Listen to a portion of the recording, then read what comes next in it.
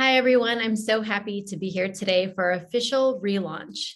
I've been here for almost 3 years, and I've enjoyed meeting many of our partners and supporters that I see here today.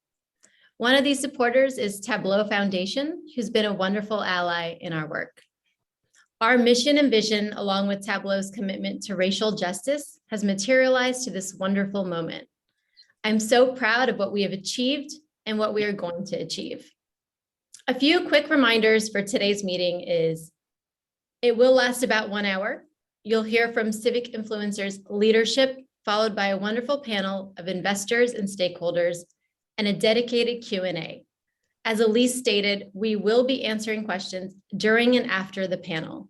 Please place your questions in the Q&A and remember to tweet or use social media during our conversation. We will put various hashtags in the chat room. Now it's my pleasure to introduce our wonderful board chair, Liz Ricci.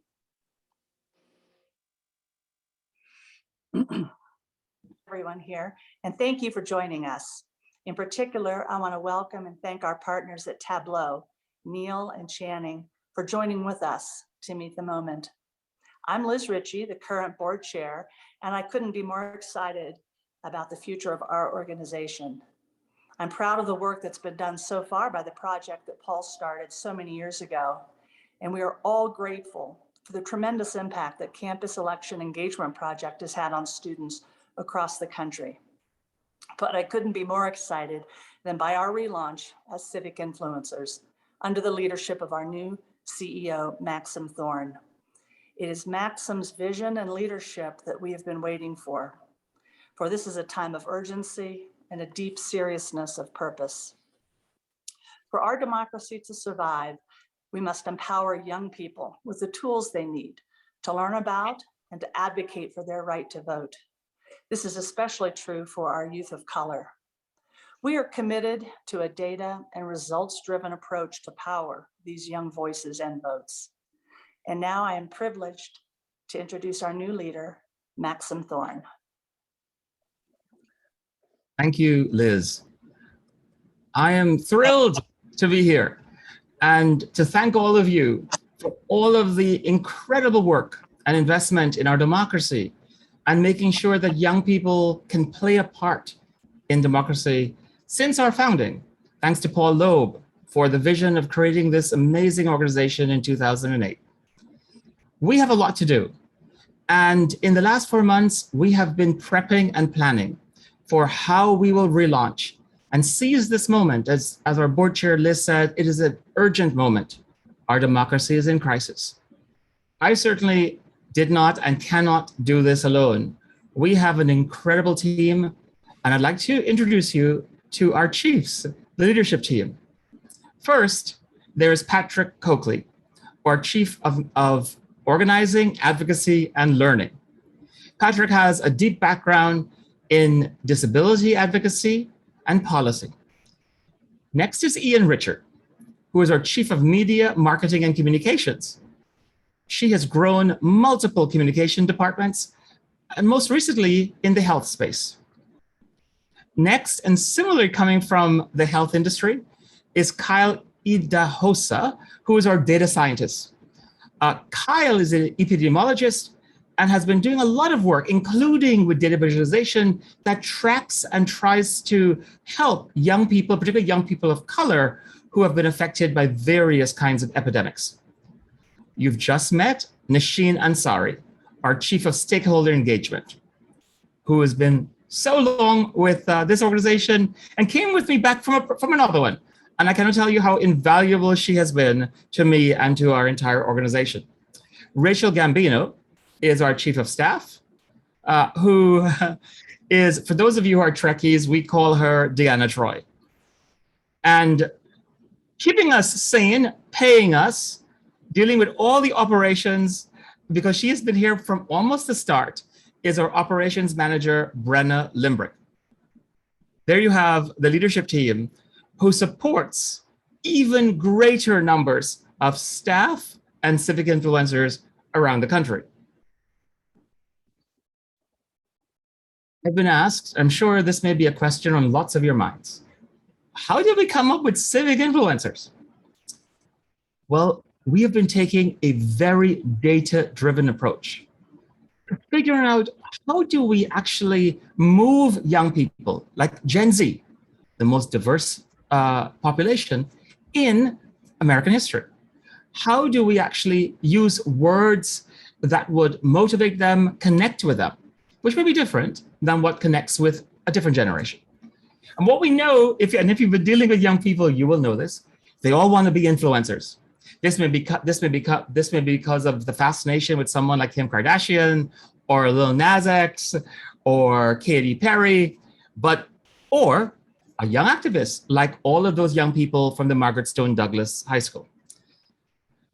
And so the understanding for lots of young people, and this is across all socioeconomic and racial diversity of young people, they all want to be influencers, which is a word for power. Can they help shape and influence their peers and organize them, whether it's in the marketplace for merchandise or in other ways in which you think?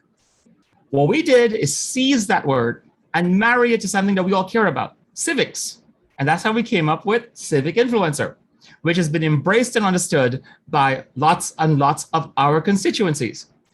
And it played well, it's been researched, and that's where we are. We're really thrilled with the movement that we're investing in. We have interrogated with data, where are there power outages for youth civic power? Let me explain how we came up with that.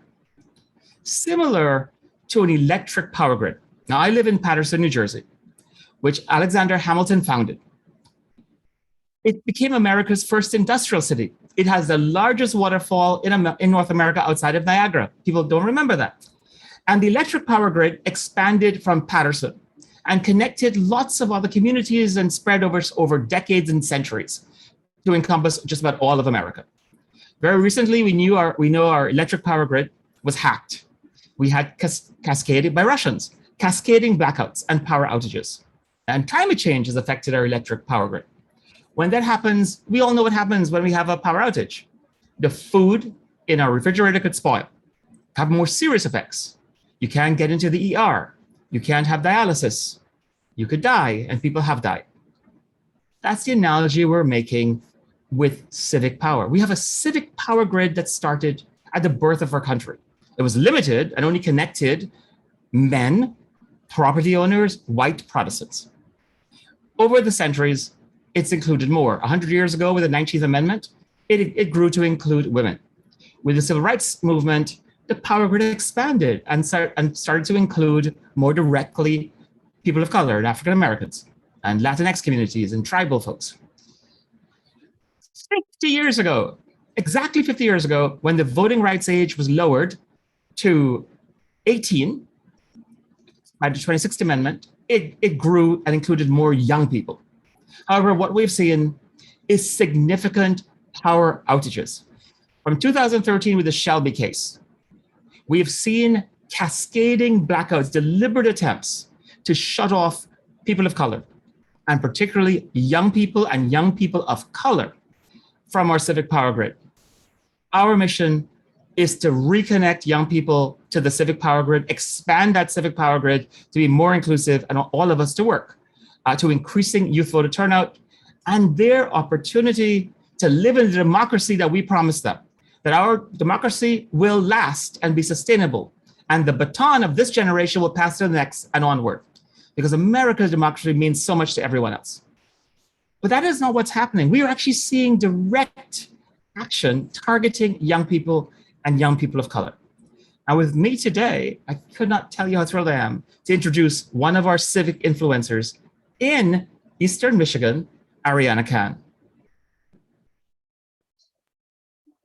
Hi, my name is Ariana Khan. Most people just call me Ari though. I go by she, they pronouns, and I'm a senior at Eastern Michigan University, pursuing a degree in public administration and statistics and mathematics.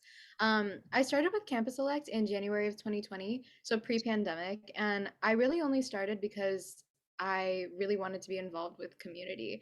I've always been a very community-oriented person. I thought that this would be a really cool way to just like hit the streets and speak to people and really bring them out to the polls. But when the pandemic hit, And as I got deeper into this work at the same time, I noticed a lot of systemic failures. And it became really clear that this idea that youth civic engagement wasn't happening because of apathy, because it wasn't cool enough for young people, was a complete bold-faced lie. Young people care, and they care a lot, and they know a lot more than we give them credit for. But there are so many structural problems that keep them from voting. Like, if your school doesn't give you election day as a holiday, that's not really incentive for you to go skip class and vote. Or if you do get the day off, but you have an exam the next day, that's also not really incentive. If you don't know if you have the correct voter ID, or if you know that your voter ID that you have doesn't properly reflect you, if you lack transportation, or if you're dealing with housing insecurity, all of these are issues that young people come up with, but specifically queer young people more than other marginalized populations. That's especially why I'm really proud of my work with the Queer the Vote project in the fall 2020 election. Because of the conditions of the pandemic, it basically culminated in about 200 Zoom meetings that were either like 2-on-1s or 1-on-1s. And that was where I found community. I really connected with people, and I heard like why it matters to them to go vote, like why they're still prioritizing civic engagement despite all of these barriers. And it was really inspirational, but it also was a little heartbreaking because it shouldn't have had to be such a process. It should have been so much easier than it was. I think through this all, I really just decided that I wanted to do work that centered on sustainable access. So, not just quick fixes for the moment, but something that would last a really long time. And I wanted accessibility to be built around convenience because honestly, things need to be simple for them to be possible. If voting isn't as simple as tying your shoe, so you know where, when, and how it's happening, you know that once you've tied it, it's set and good to go, that knot's not budging, then people aren't going to be motivated to do it. And we can no longer afford to live in this era where we blame everyone for their lack of access. It's time to step up and start being the solution. Thank you, Ariana. Ariana is making the great point of that we have these power outages, which she calls systemic failures in our system. What we're trying to do is have over 600 of Arianas, all those exceptional young people who care about our democracy and care about empowering their peers. And that's what we're doing. We're helping train them. Here's what we learned in 2020. Young people actually do vote, and they make a difference. Young people showed up in the 2020 presidential elections. All the myths about them not caring were proven false, particularly in the Georgia runoffs. All the myths about young Black people not voting and not voting in runoffs, or people of color not voting on runoffs, were disproved in the Georgia runoffs of 2021 in January. And we know that they matter because they are deliberate efforts to shut them out of the political process and prevent them from voting. What we also know is that we have this rapidly changing landscape in America and in our voting rights system. We've had to figure out, in terms of our data, where do we actually need to be? Where are the power outages happening? And they're happening particularly in communities of color. We are seeing gerrymandered campuses, particularly HBCU, historically Black colleges and university campuses, being gerrymandered. And we also have seen a proof that we can share with young people that their votes matter. So for example, if the voting margin in Arizona was 10,000 votes, which what it was, or Georgia, it's like 11,000 votes, or Wisconsin, like 22,000 votes, that's not even one campus. That may not even be a dorm. When you're thinking about colleges like Miami-Dade College, which is the largest college in America, normally it has about 125,000 students in Florida District 27, but we've also seen a sharp decline in enrollment. Across the country, the decline in enrollment is about 20% of community colleges. I just told you, Miami-Dade College would normally have about 125,000. My understanding is that that's almost half of what it was today in 2021. In Georgia, the decline is like 50,000, it's 50% of community college enrollment. When you actually think then about the margins. If most of the organizing is done on college campuses, and there's a 20% decline overall nationwide, and places are having 50% decline in college enrollment, then if we did everything the way we used to do, all the areas where young people's votes mattered would be different, would be totally different. The numbers, the math to success for young people prevailing on the issues they care about would work against them. So we are now organizing both on campus and off campus to make sure that we are equipping young people with the knowledge, and we're interrogating what it is that actually helps. We're looking at things like, do polling sites on college campus help? But we're also ranking them. Or is it making sure that they have voter IDs that are compliant, that their students' IDs that are compliant with voter IDs? Or is it important for the president or chancellor to give them time off from classes? What about voter registration? Dorm storming if they're back on campus or in some sort of hybrid mode? Or is there a campus voter portal on the website of the campus? And figure out what combination, what cocktail will actually drive young people to the polls and make them overcome and fight to overcome these barriers. And so where we are today is that we have measured a lot of these things and begin to give them weighted averages. And we're going to share with you what's so exciting about what we think is going to impact and be revolutionary for the entire voting ecosystem, but particularly for young people's voting, where they can understand in their own words, with their own data and their own analysis, what's happening to them in terms of voting. I'm pleased to introduce you to one of our Blue Ribbon committee members, Chantilly Jagannath, who also works with Tableau. They call her a Zen master. So here's what we've done. We have created a youth democracy index, which is what we're calling what I just called, these scorecards. And this is fueling a heat map of America. So here is the heat map. And what you are seeing here is those large lightning bolts, like the electric power grid that has lightning bolts. Those large lightning bolts depict Senate races where young people are in a significant majority of the population, that they can affect those big lightning bolts.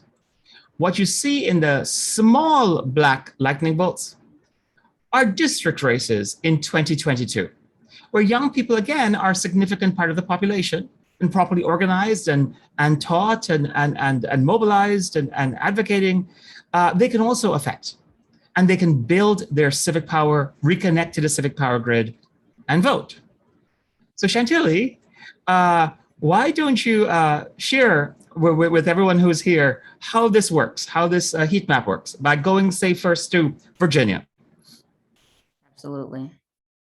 So we'll start by selecting Virginia. There you have it.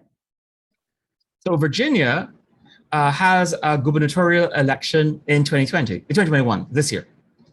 Now, what we've seen is that this is an entire state that has a significant young people's population, and also young people on college campuses.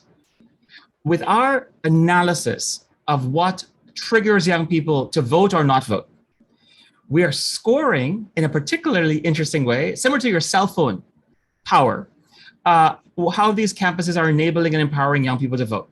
So let's go to the campuses in Virginia. So here, right? So we're looking at a significant House race in Virginia, which is Virginia number 7. In District 7, you see those universities that are there. So think about when your cell phone is powered fully, you have that green. When it's actually like losing a lot of power, you're in the bright red. So like you have the green alerts and the amber alerts. And so we are actually alerting campuses and young people to their situation, having analyzed those things I told you. You'll see it on the pop-up screen, whether they are, whether they have polling sites on campus, whether there's a holiday given by the president or chancellor of the university, whether polling sites are in walking distance, and any other number of factors that we have tested and we know work in various ways, especially in combination, that helps. And so, as I said earlier, I'm so pleased to see that bright green is Virginia Commonwealth University, where one of our board members, Nanette Bailey, comes from. And I think we can see the best practices that they do and share that across the entire ecosystem of campuses and also activists and allies to the cause of democracy. But let me show you a different state, Florida. So Florida, and now we're going to go to District 27, is an interesting state that also debunks stereotypes, right? So Florida has Miami-Dade College, which, as I mentioned, is the largest college in the United States, normally with 125,000 students. 95% of those students are students of color. Here's what's interesting. In 2014, it had a Republican as its congressperson. In 2016, it had a Republican as its congressperson.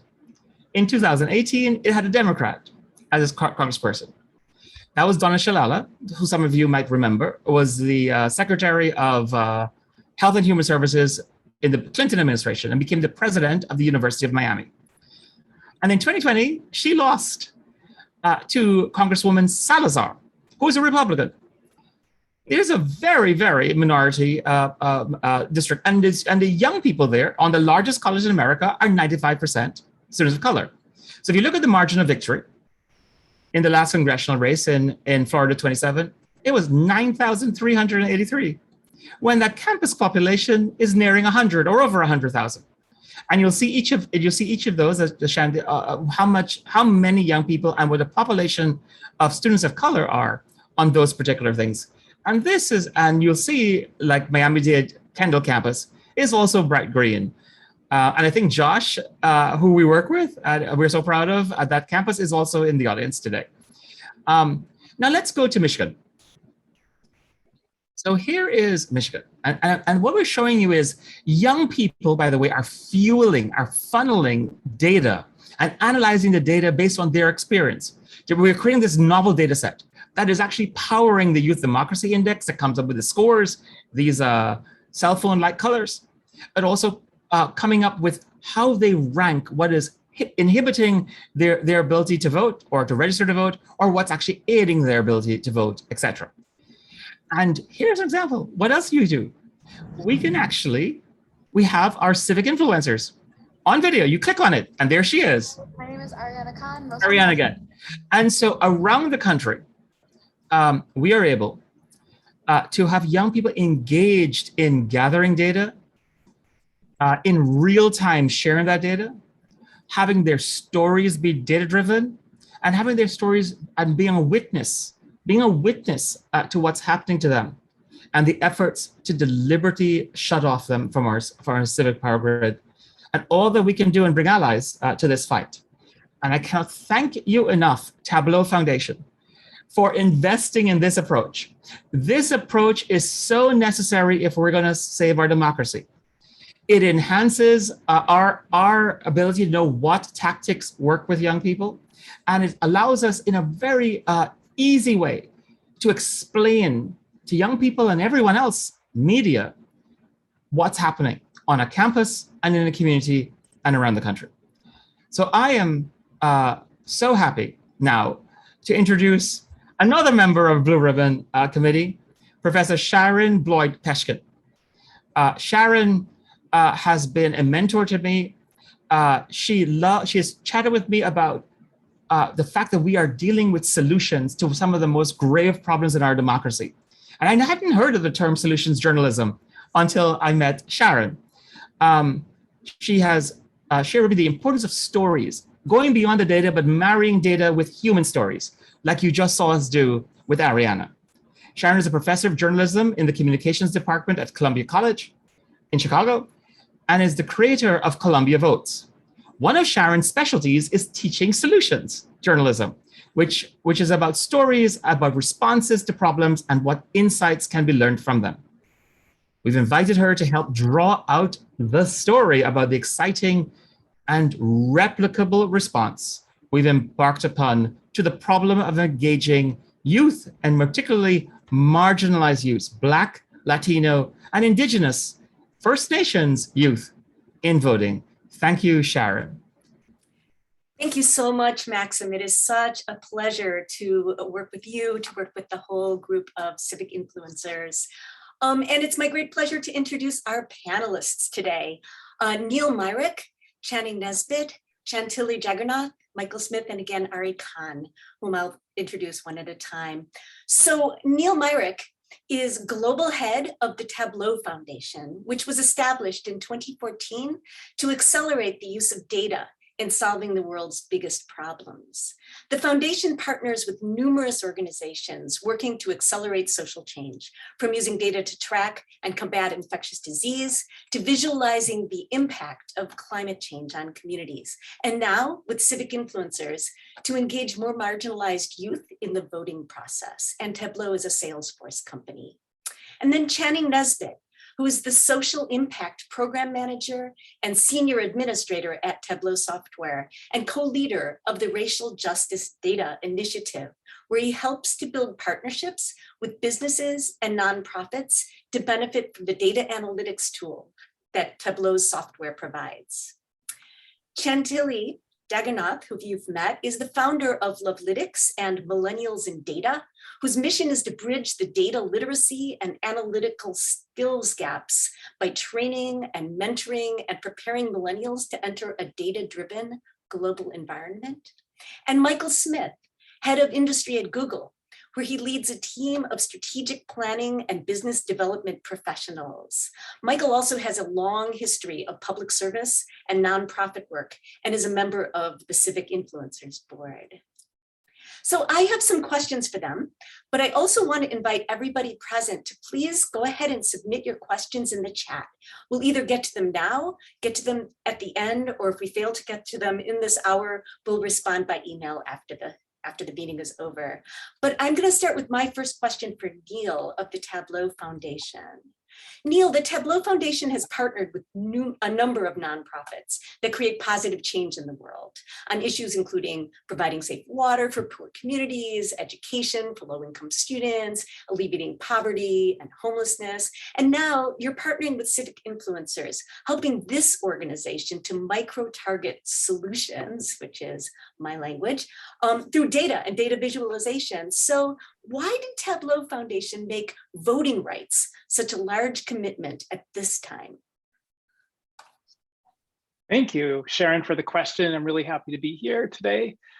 It's a great question. So just for a bit of context, Tableau Foundation has invested more than $78 million in data projects in 125 countries since our founding in 2014.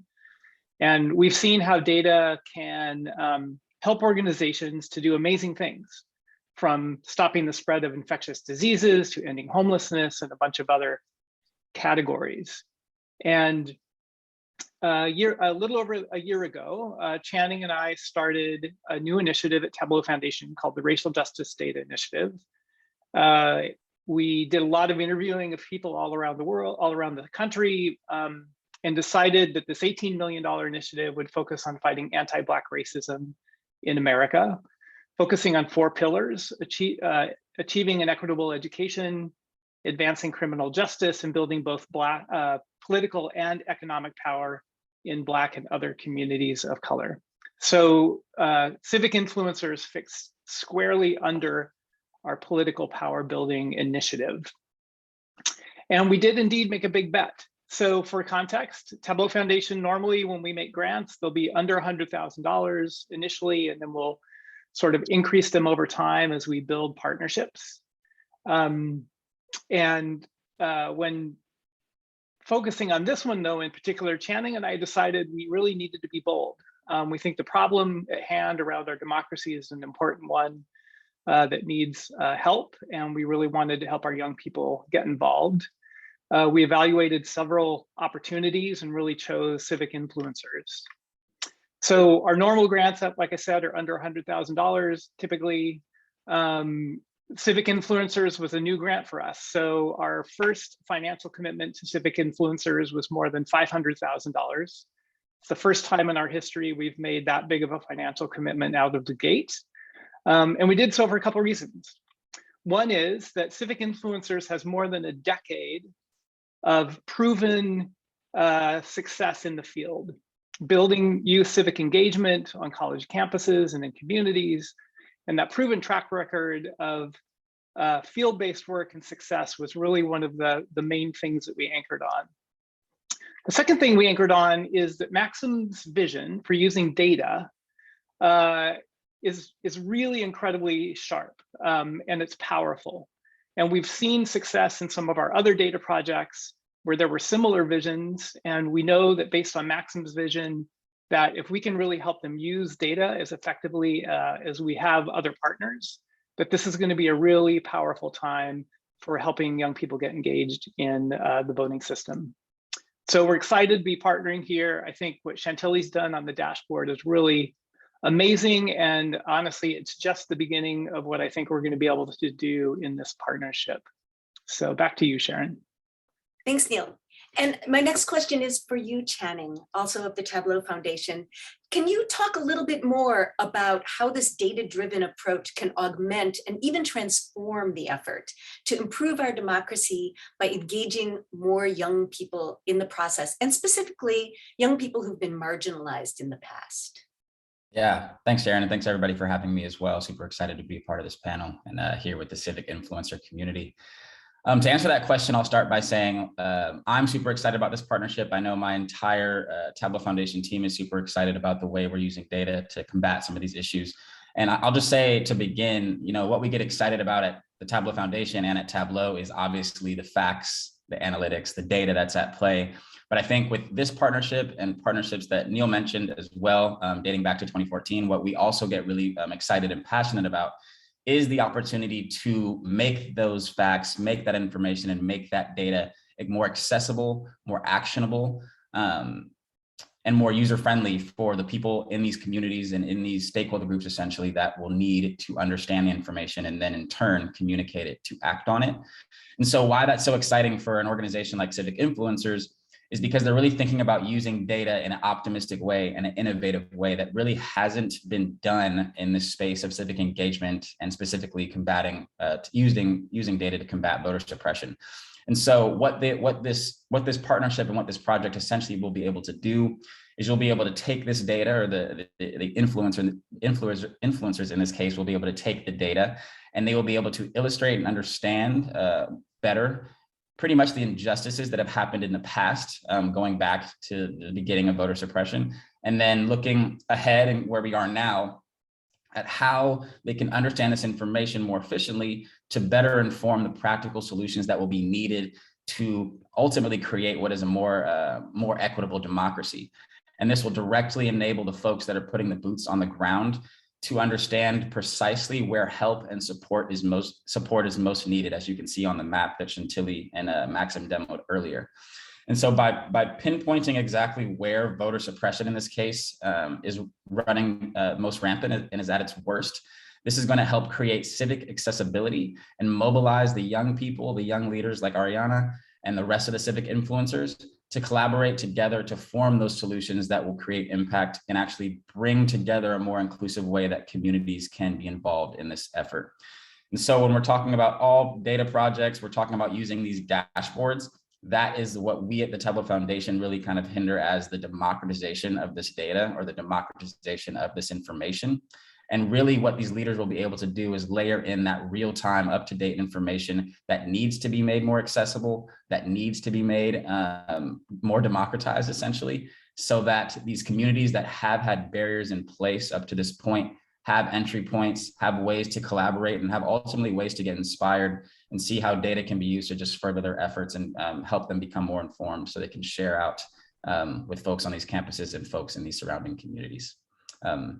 So yeah, super excited about this, and thanks, Sharon, for the question. Back to you. Yeah, thank you so much. My next question is for Chantilly of Loveletics and Millennials in Data. But before I even ask the question, I have to say, were we not on Zoom, we would have heard an audible wow when we saw your screen earlier. It's just stunning. And so my question for you, Chantilly, is your work is all about helping people make sense of the world and take action through visualizing data. So why did you invest in Civic Influencers? What are you hoping to achieve specifically with this partnership? Thank you so much for the question, and thank you all so much for having me today. It's definitely been a pleasure working with you all. You know, it wasn't too long ago that I myself was a student on campus looking to register to vote and have a voice in the upcoming elections, and understanding things like where to vote, when I can vote, and the impact that I could truly have. All that information wasn't really accessible at the time. Therefore, I think it's really great that we're now using data to show youth the impact that they can have in the long term. And like Maxim mentioned earlier, it's important to show, you know, the youth and other individuals exactly how these campuses are performing and what's going on in these campuses. And I'd like to say, like, I'm truly happy to be a part of this movement and a part of this project and enable action through the use of data and data visualization. Thank you so much. And now I have a question for Michael of Google. Google, like the Tableau Foundation, doesn't make big investments lightly. Clearly, the work of Civic Influencers stood out for its potential to create real change. Why do you feel it's important for tech companies and civic-minded corporations to invest in voting and engaging more youth in the process? Well, thank you so much for the question, Shannon, and it's a pleasure to be here. Really excited to be a part of this fantastic project with such amazing partners. So to answer your question, I really think that large tech organizations have an investment in the civic discourse. Organizations like Google, like Facebook, and like Tableau are at its core engaging individual, let's call it retail users, in forming conversations, building connectivity with community members.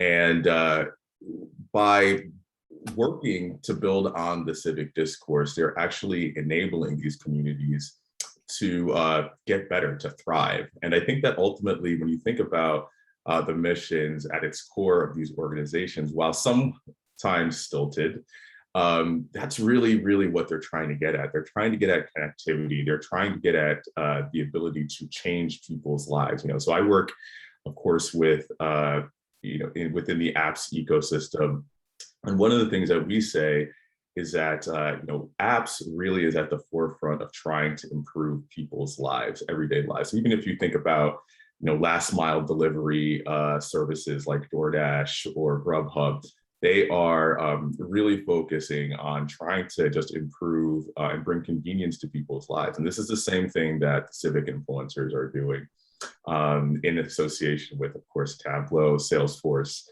And it's really fantastic just to see that. We're trying to create an ecosystem where access to the vote, access to civic discourse is made simpler, more convenient, more form factors appropriate for a specific demographic that they're interested in. We've talked a little bit about this kind of concept of app first, and that really is about meeting users where they are. For young people, the apps ecosystem is really appropriate. If you think about the amount of time folks spend on apps like TikTok or Instagram, they're really using apps as kind of an integral part of their daily existence. And so by meeting the users where they are, by using these high functioning data visualization tools that eventually will find themselves in an app format, we're really kind of leading the bleeding edge of this type of civic engagement. So I think it's undeniable that these organizations really need to kind of focus again on building these types of conversations to really lead to building more thriving communities. Thank you so much, Michael. So as somebody who's involved in engaging youth in the electoral process, I am also deeply invested in this work. That's why I created Columbia Votes at Columbia College Chicago. So this work of civic influencers resonates very deeply with me. But this is a press conference as well as a town hall. So why should journalists be interested in this story? That's where the solutions journalism connection comes in and why Maxim asked me to moderate this. Because solutions journalism depends on data as well as people to tell stories. And not just stories to make people feel good, but stories that inspire and allow others to take similar action. People need to see evidence of solutions that are effective, and data is essential to that. And this is a story about what is effectively augmenting the youth vote. And I would argue that the future of journalism in many ways depends on on solutions journalism and other innovative approaches to telling the whole story, because we're in a bit of a crisis right now with people turning away from too much bad news. And solutions journalism and the reliable data that allows us to evaluate whether and how responses are working can re-engage audiences and journalists themselves. And in the same way, data can further engage youth in voting when they see how their votes can make a tangible difference. So this investment, this partnership is really exciting. To have Goliaths of the data universe, Tableau and Google, investing in civic influencers' data-driven, results-oriented approach to bolstering the youth vote has the potential to bring about positive social change and inspire effective approaches that'll extend far beyond this project's initial goals. One more thing I want to say that's worth stating at this point. Although in recent times, some people have sought to portray voting as a partisan act and promoting the vote as a partisan act, we have to insist that it is not. Voting is a fundamental part of democracy. Engaging more citizens in voting is not a partisan act, it's a patriotic act. And so with that, I would like to ask Maxim Thorne to talk about how he expects these data to translate into programs and interventions that will positively affect voting behaviors of young people in 2022 and 2024 elections. Thanks, Sharon. I'm going to answer that question and try to answer two questions in the chat room in the same answer. That was for Bill and Roberta. When we see the data, some of it is surprising. Some surprises us, some surprises you. We're able to then take that data and come up with very specific, customized, what we're calling civic influencers action plans. So if we know from folks like Ariana that a president is giving a holiday on voting day or is not, or we learn that for the folks on that particular area, having voter information that's in a different language or multiple languages is important. Or cell phone texting is the trigger to get young people out in that particular area, or a polling site on campus, or a shuttle bus, or giving them money to actually have their signatures notarized, which is some of the strange new developments in the laws that have been passed. You heard, we have over 425 voter suppression bills that have been moving across the country in 49 states. 33 of those bills have passed and been signed into law in 19 states. Some of them specifically target young people, and particularly young people of color. Some of them, like in Texas, actually include criminal penalties, 1 year in prison, up to 20 years in prison for things that relate to voter registration drives by third parties. We're a third party. We help young people do voter registration drives. Would we be criminally prosecuted? That's the chilling fear. Or, in my previous, I'm a lawyer. I was involved in a lawsuit in Florida when Florida attempted to ban polling sites from college campuses. We did a study, and what we found is that young people, and in particular, young people of color, overwhelmingly voted more than in any other kind of polling site when the polling site was on a college campus. So that seems like something we'd want to make sure that we advocate for, and our young people are advocating for polling sites on their college campuses. So when we are crafting with our civic influencers like Ariana, a customized civic influencers action plan, it's almost like gene therapy, Sharon, which is specific. Like your particular problems are quite different, say in Florida, Miami-Dade than they are in Michigan, where Eastern Michigan University is.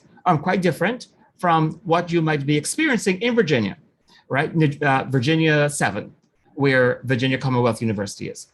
And so that data is also telling us about some surprising stuff about young people and young people's voting habits based on race. So we know that certain things are particularly affecting young people of color. The disappearing polling sites in communities of color, or where historically Black colleges and universities are, or where First Nation campuses are, or where Hispanic serving institutions are. And so that kind of stuff, when we research voting habits, we have been able to see some rather surprising things. I mentioned, for example, that debunks the stereotype about how people of color and youth of color vote. In Florida 27, we've seen the majority, 95% of those campuses are students of color.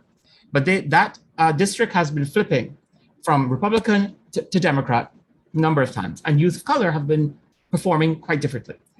It also tells us how we can help all young people reconnect to the civic program. But there's one thing I want to show you that I think you will find extraordinarily interesting, Bill, since you've asked this question.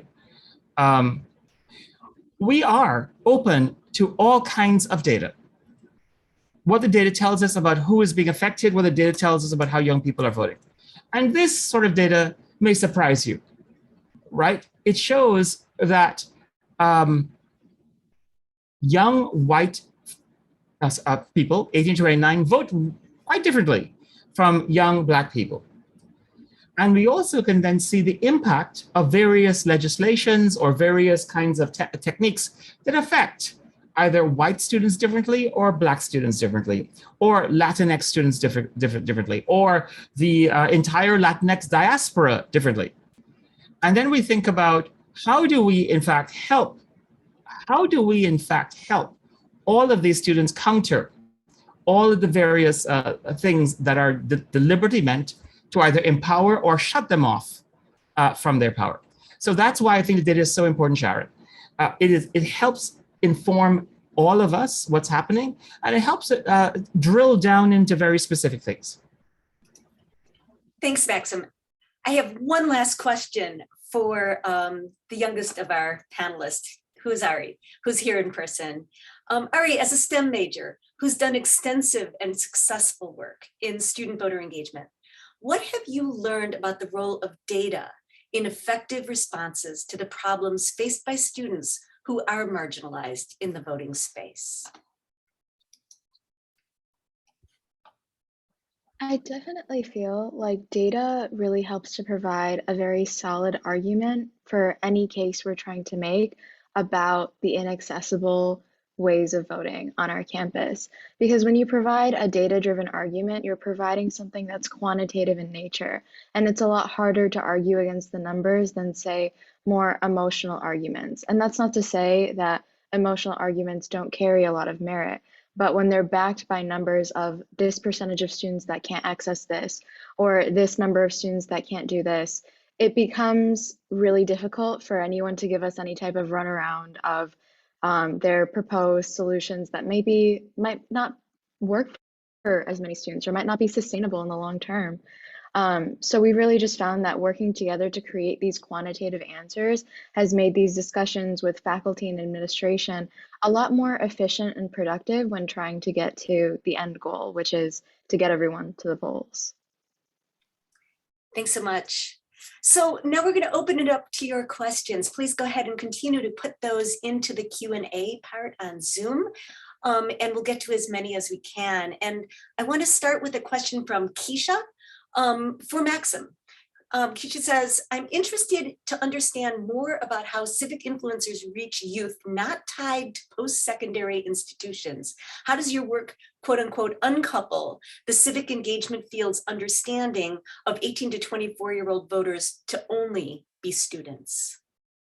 Thank you, Keisha. That is the question for folks who care about young people and care about voting and our democracy. I said earlier, Keisha, and you know this, 20% decline nationwide in community college enrollment. Georgia, 50%. And it seems Miami-Dade, 50% decline in community college enrollment. So you cannot just think about organizing young people on college campus as the center of the universe. And that's how people have traditionally thought of it. When you think about organizing young people, you go on a college campus. The math will fail for those who are trying to empower and help young people if you don't get them where they congregate, where young people play, pray, eat, and work. So we are partnering with workforce development.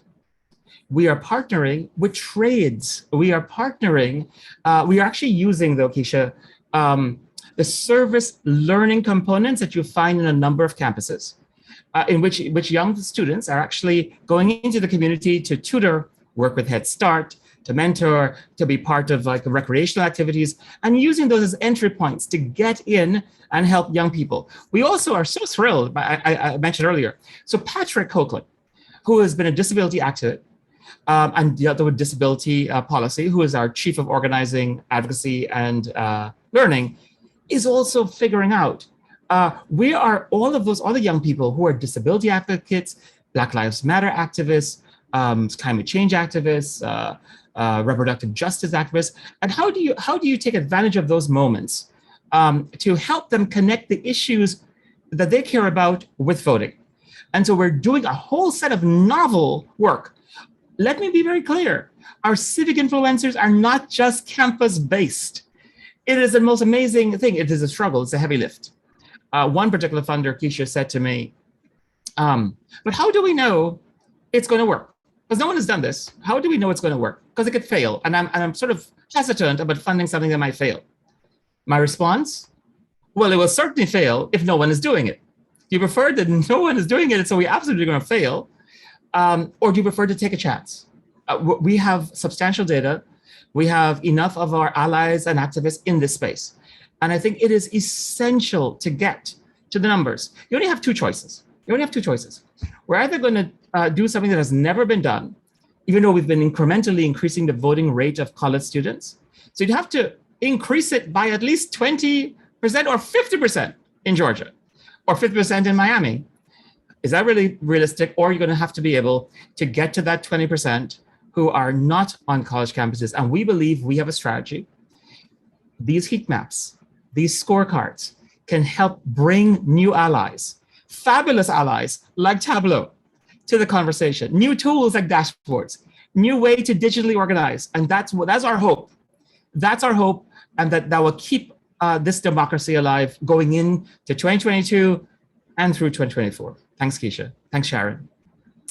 Perfect segue into the next question, which I believe is for Neil, from people from the media on the call. Will journalists have access to the dashboard as well? Absolutely. One of the things we are most excited about this concept is that this wasn't a tool that was just being built for internal use at Civic Influencers. It's a tool that actually is going to be built and published publicly, so that not only will Civic Influencers be able to benefit from the data and the visualization and the understanding that comes out of it, but any other organization around the country, regardless of their priorities, could actually use the dashboard to engage young people in their community. And we're super excited about that potential opportunity to really build the youth vote and make sure their voices are heard in our government. Thanks. I think we have time for one more question before we go to closing remarks. The hour has flown, and this one's for Channing. That how do you see data changing civic engagement, especially youth civic engagement, as co-leader of the Racial Justice Initiative? Like, how do you see this changing civic engagement, and specifically youth civic engagement? Yeah, totally. I think that's a great question. And I think, honestly, Ariana said it best. I think this generation and this demographic of youth leaders that are at play here are energized, are ready, are wanting to be involved in these conversations and wanting to actually provide impact to these campuses, but also the surrounding communities where they come from and represent. And I think what data will do is match, like Ariana said, it'll match that emotion, it'll complement that emotion. and provide even more leverage, even more backing to the advocacy efforts, to the ways that they develop solutions, and to the ways they also just collaborate and communicate the problems and the extreme levels of the issues at play on their campuses or in their surrounding communities, like I said before. So the data is going to really complement the emotion and the willingness of the generation. And what I think the data visualizations will end up doing is make that understanding and make that enablement process more easy to understand and more accessible to a broader amount of young people, regardless of their expertise in whether it's traditional data literacy or data capability. So when you match the data with the data visualization tools, it really just provides a higher level of empowerment, which hopefully will lead to a more equitable process of political representation, which ties back to our initiative here at Tableau. Thanks. We're going to hold the rest of the questions and answer them via email. I'm going to throw it back to Maxim to close this out. Thank you, Sharon. You've seen here today something that I think is very novel.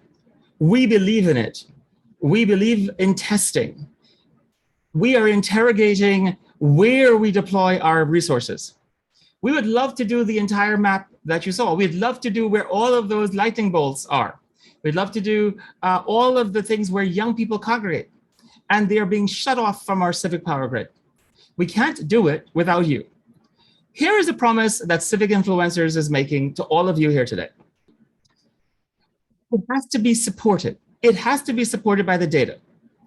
Are young people being shut off from the civic power grid in that community?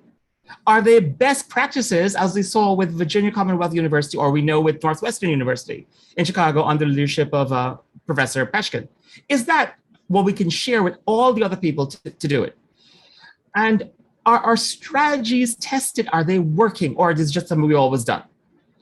We are making a commitment here with the data-driven work to figure out what strategies are tested and are improving, are innovative. We are embracing, not rebuffing, how young people want to think about their lives. It is, you know, I'm from a different generation. I used to be young. I'm not so young. But it's important to listen to their frame and think about what are they saying.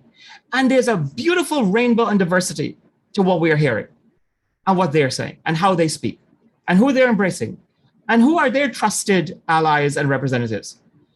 We need to have this sort of reverse mentorship. And that's why they're creating a lot of the novel data set that Neil talked about. They're populating the heat map. They are ranking what's affecting them on their campuses or in their communities.